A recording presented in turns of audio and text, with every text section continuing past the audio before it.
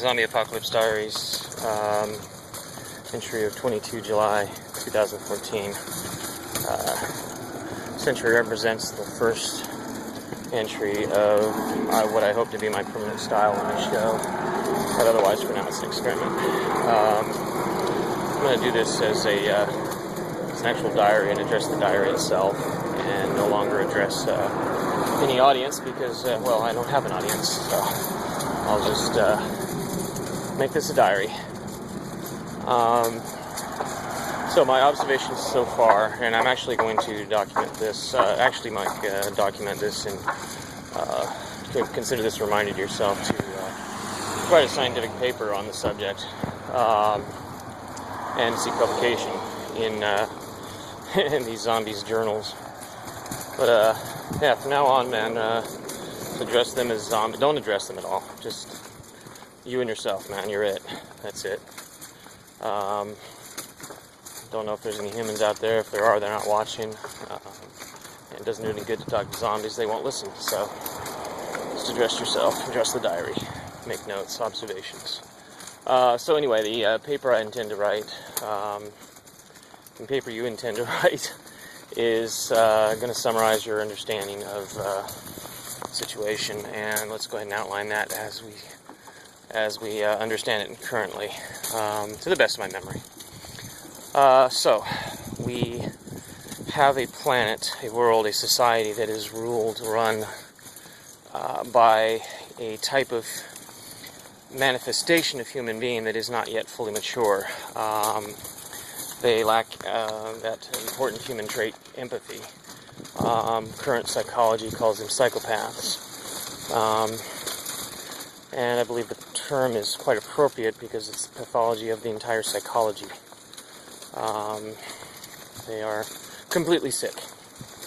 So psychopath is an accurate term. It's just not understood by current living humans, their current manifestation. So what are these psychopaths? What are they?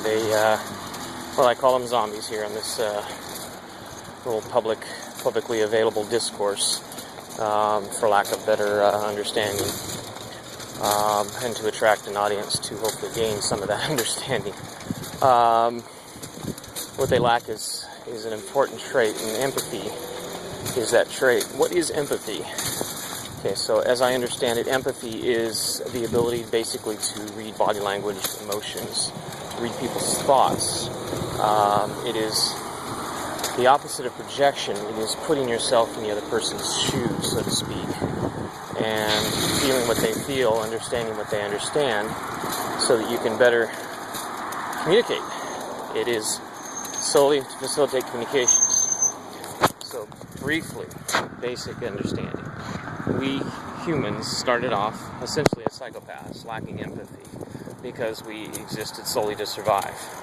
We had to feel superior so that we could feel like we were surviving, and that meant our instincts took over and became our personality, and that is the ego. The ego wants to survive. The ego needs to survive, the ego needs to feel superior, and the ego needs to win. And in a lack of true competition for food, in a lack of a true proper place for the ego, true need for survival, the ego substitutes in this societal paradigm as we manifest today, as we see it manifest today in, zombies. What I have been calling primary zombies on this show are psychopaths. What I have been calling secondary zombies are people who exist solely by ego, but yet still have the capability of empathy. They just choose to ignore it for pressure from society, from the fact that these psychopaths have essentially taken over and defined our society. Well, how did they do that? Okay. I apologize for the confusion here. Well, I'm doing the best I can. I'm not apologizing to anybody but myself, I guess. So anyway, confusion aside. I should have said easy. So developed empathy in order to cooperate after witnessing social animals cooperating in the hunt. So we decided, hey, that's a good idea. But we couldn't just say, hey, you, let's work together, because we had no language. We had no means of communicating. So we had to develop that. And to develop that, we had to learn how to read each other's thoughts and body language. So we developed this skill called empathy, where we put ourselves in the other person's mindset to try and understand what they're thinking so that we can communicate with them. We do not do that anymore. We have gotten lazy, which is the most fundamental human behavior, the most prominent human behavior, the most exploited human behavior. So we no longer exhibit empathy. We no longer attempt to communicate with each other on each other's terms. We attempt to force communication on our own terms rather than the other parties. So we no longer communicate. Anyway, we tried, when we first tried this experiment of cooperating, we learned this skill, empathy. And it allowed us to communicate where there was no language. So you can see why it's so important in communication, especially when you understand what communication is. Basic definition of communication is transfer of one complete thought from one mind, or transfer of a complete thought from one mind to another. That is communication. It's a transference of thoughts, and that requires push and pull.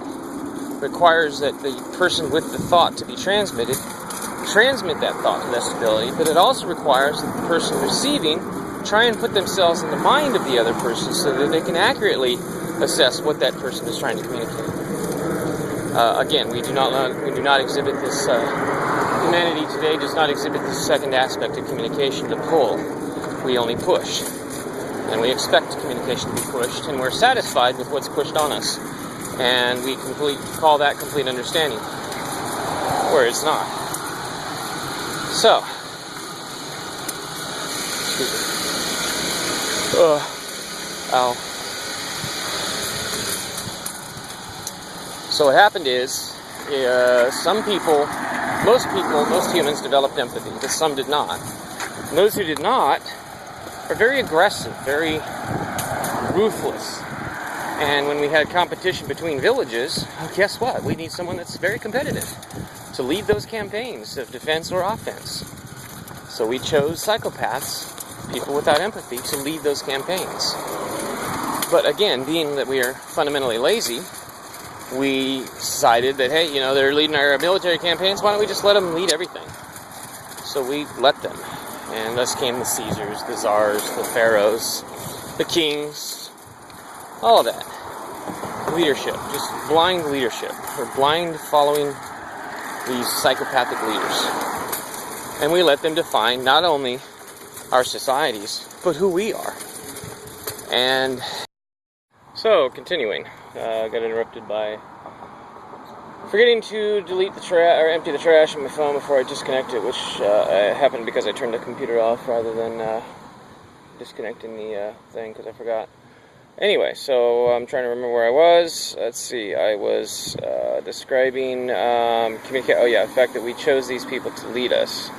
So, in choosing to let them lead us, because we're so lazy, naturally lazy, we allowed them to define our society. And because our laziness persists, we have entered an era where their definition of our society is destructive to itself. Their idea of our society is completely unsustainable, is destructive to the planet, and is actually destroying the planet. At least its ability to support us. So, wow. Nice Model T driving by. I think it's a Model T, yeah. But, so, what is a psychopath? What is empathy? What is its importance? Why has it created this situation where society is self-destructing? Well, these psychopaths define themselves as true humans, and they shape our society under that definition. Well, that definition is ego. And ego is easy to appeal to because we're all lazy. So our our society is set up to appeal to ego, to force us into a state of existing only as ego. And ego is a source, in our paradigm, because we're in a society that's supposed to be a cooperative society, but it's really just a gathering of people to slave for each other. In this paradigm, ego is the source of all addiction, especially to power. Ego is why people want to be correct, or right, but not correct. You know, ego explains people like Sean Hannity and Glenn Beck and all of their followers. And ego explains just everything that's wrong with our society. It explains discrimination, it explains mistreatment, it explains inequality, it explains income inequality, it explains exploitation, everything. Ego wants to win, ego wants to be superior. Ego existed when we were competitive. We're no longer competitive. And why are we no longer competitive? Because we're cooperative. That will be my bus in a few minutes. Oh, shoot, excuse me. So why? Why is ego so bad? Why is psychopathy so bad for society? Well, empathy, in allowing us to read each other's body language and thoughts, and training us and disciplining us to put ourselves in each other's shoes, also facilitated something else, and that is our learning something called moral reasoning. Moral reasoning is nothing more than understanding our place in a cooperative society. That's it. If we exist in a village, then our potential for moral reasoning is to reason at a level of existing as a member of that village. All of our thoughts entail the thoughts of others, entail the welfare and well-being of others. We understand that we are a part of something bigger than just ourselves, that we are a village, that we are dependent upon each other for damn near everything, and that we act accordingly. We wouldn't, for example, screw over our cave neighbor because our cave neighbor is our cave neighbor and we depend on them. You know, they alert us when we're asleep and something comes along, and we alert them when something's asleep or something comes along and they're asleep, and vice versa. So we understand not to harm each other. But psychopaths, lacking empathy, lack the ability to learn this perspective. And especially given the society we have today, how vast it is, and how individualistic it is, there is very little potential for anyone to learn moral reasoning because the society is just not geared upon it. But sometimes, some people come along who are compelled to empathy. I believe that I learned empathy from the family dog, because I was raised in a family of psychopaths. I should have become one, because the pathology of psychopathy is that you are raised to be one because you are not taught empathy.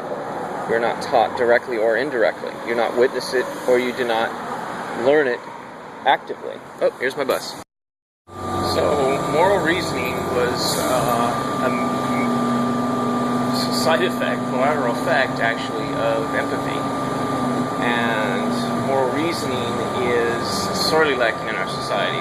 Kohlberg has a pretty good definition of moral reasoning, but he lacks in some areas. First of all, there is such thing as lack of moral reasoning. There's stage 0 moral reasoning, where a person who is psychopathic completely lacks any moral reasoning. I wish I knew I could bring my dogs.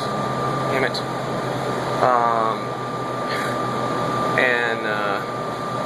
Oh, this has got me so distracted now.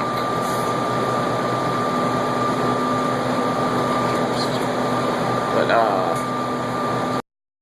so we've fairly well defined the problem, I think, that our society has been shaped by psychopaths, people who lack empathy, people who fail to develop moral reasoning. So what do we do about it? Well, first of all, what does it mean? I mean, it means that everything about our society is absolutely irrational, backwards, and the opposite of what humanity should be. In other words, we don't have a society. We have recreated the jungle and perfected it in a manner where we are constantly competitive against each other. And this suits our leaders, our rulers, because they have shaped our society in a method that they can exploit us. Because when you lack moral reasoning, you only concern for yourself, and everyone around you is expendable and there for your needs. because of the nature of psychopathy, because of the nature of lack of empathy and lack of moral reasoning. You just don't give a shit about anybody but yourself. So we have a society, in America especially, of 330 million people that don't give a shit about anybody but themselves. And the result is what you see. The result is I walk into an Ace Hardware and the lady asks the customer, would she like to donate to the hospital? Where it's okay for a corporation to beg, but if a person begs on a street corner, that's against the law, and we're going to throw them in jail for panhandling, for vagrancy. Where we have a situation where a corporation or a business has more value to society than an individual. Where a person in a car is more important than a person on the sidewalk or walking. We have completely ass-ended our priorities because we only care about ourselves. And as a result, someone like me who's disabled is second class. You know, I'm a genius. I am capable of contributing far more than most people. Most people. Far more than most people. Yet I'm not only not valued, I'm shit on. Because I don't conform to their standards. Because I don't fit what they believe a human being should be.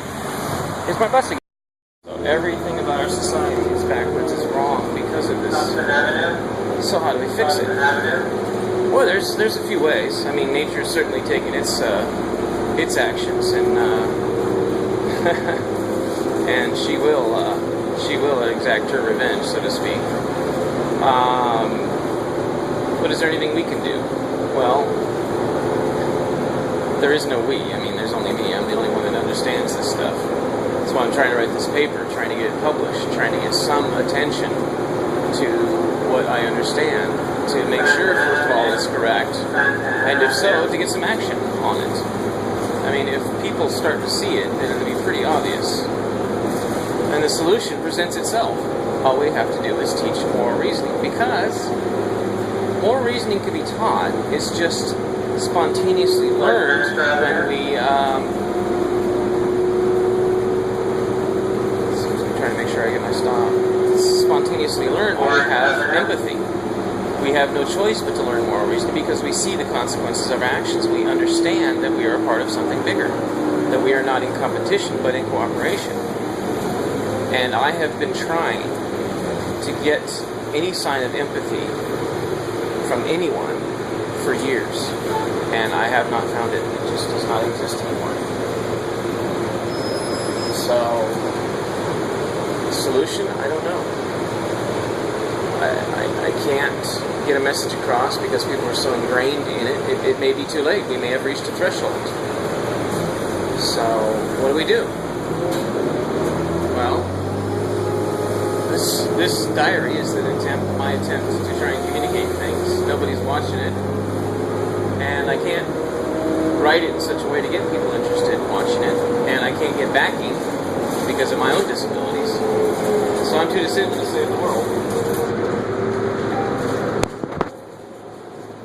So what do?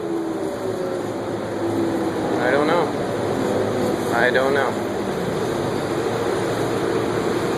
I really don't know. Well, yeah, I do. I mean, if it can't be solved, I have a contingent plan. And that is the destruction of human society. No less.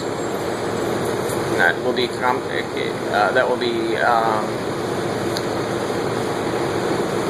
happen. Oh, I can check my email here. That will happen when, the way it will go down is that I will seed the Arctic Ocean with Methanosarcina species and cause eutrophication of the Arctic. Do it right about now, this time of year, as the Arctic starts to melt, and actually impregnate the holding tanks of yachts that transit the Northwest Passage with a special product that I'll develop. Actually, I'll develop it, just give it away for free to treat holding tanks and call it some kind of miracle treatment and just sell it for next to nothing. And get it in all the tanks of any Northwest Passage transiting yacht or boat or ship of any kind, and get them to do it, and also get the fishing fleets to do it. Sell it to the fishing fleets up there. Make money from these zombies while I, so I can buy the resources to get down to Antarctica where it's going to be safe. So the idea is you see the Arctic Ocean with this eutrophying methanosarcina. It emits methane from all three metabolic pathways and superheats the Arctic, and it will cause the ice sheet to melt. There'll be an initial frenzy of people trying to get up there to explore for oil and extract oil, but the weather is going to turn to shit really quick, like within a year or two. And it will distort the weather for the entire planet significantly, and will cause worldwide destruction, worldwide casualties. I am talking about making the decision to destroy humanity. Sorry. Just one of those things.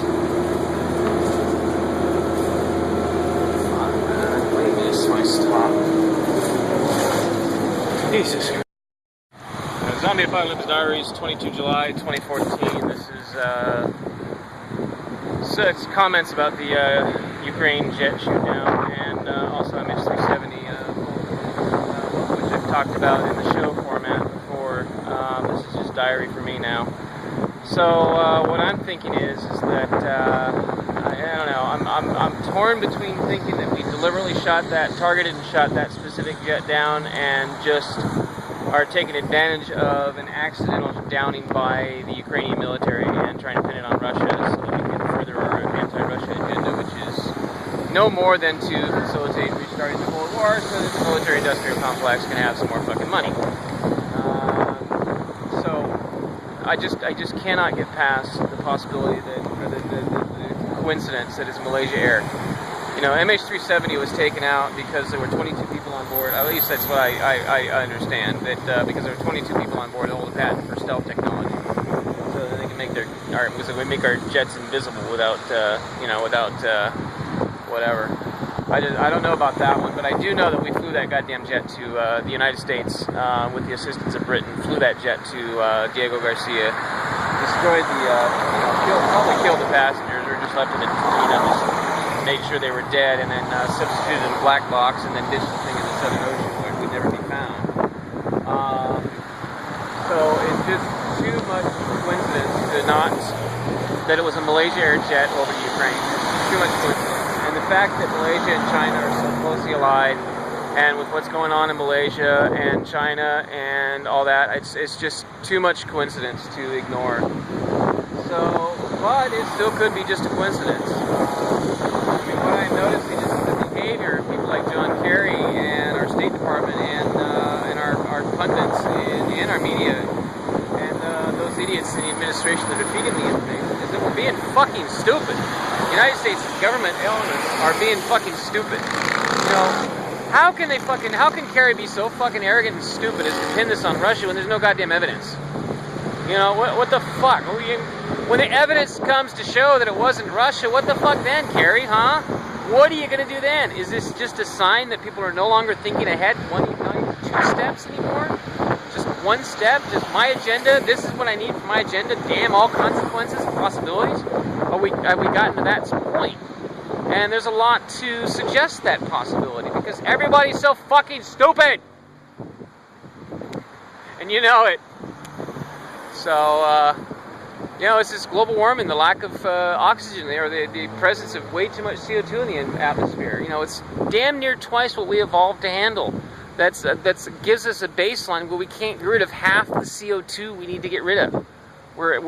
We have twice as much in our body as we're used to, and that affects our brains. So it can't be ignored either. You know, people are that stupid. But are we being so stupid as to target the same airliner's jets twice, or are we being so stupid as to just pin the blame of a coincidence on our enemy to further our own personal agenda? What are we doing? So I don't know. I just don't know. And but I do know this: it is certainly not what the fucking Kerry and the American media are saying happened. That's not no fucking way.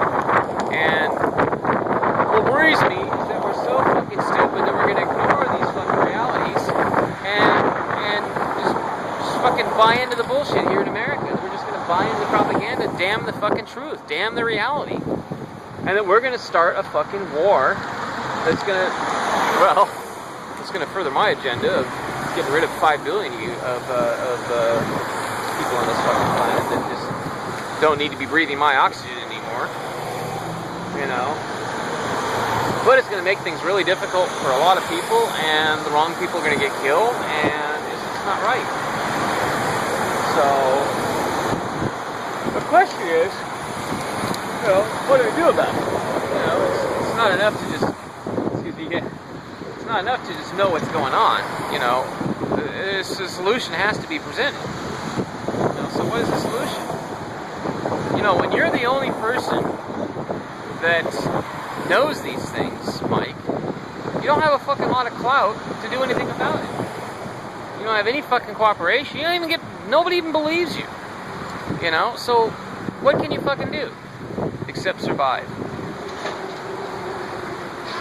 So that's what this is all about. Got to try and survive. And my bus is here, so I must go.